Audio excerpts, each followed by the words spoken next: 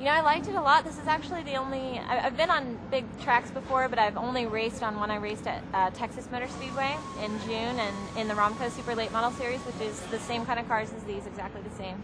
And we ran great, qualified 4th, I finished 7th, I was on the lead lap, I was closing in on a bunch of cars and, you know, running up front, running 3 wide and passing people, and it was fun. I mean, it was my first time really feeling drafting, and it's great. It's a great feeling, and that's what it would feel like out here today if I was able to run it, but unfortunately this motor's just not going to hold out. We were having problems yesterday in practice and qualifying, and we ended up taking the filter off, and we found some metal in the filter, which means there's a problem and that we're running the risk of blowing the motor. So unfortunately we're not going to be able to start the race today. We were just not pulling the RPMs that we should have been.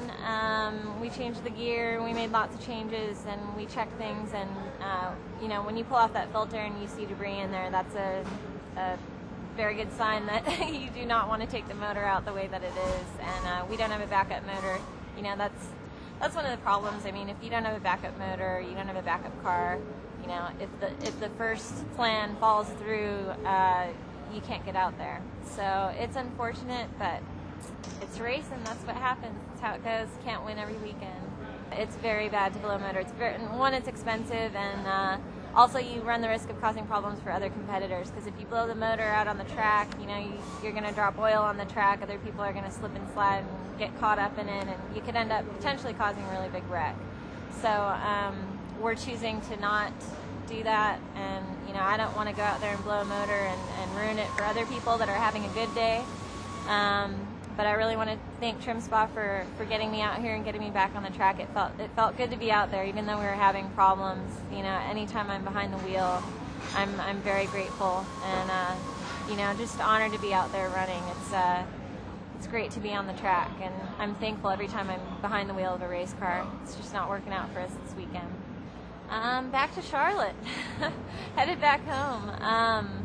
You know, I don't have a full-time deal. That's one of the reasons why it's so unfortunate I'm not getting to race this weekend, because you know, I'm one of the racers that I only get to race if I have sponsorship, and that sponsorship is tough to find, and I get it here and there.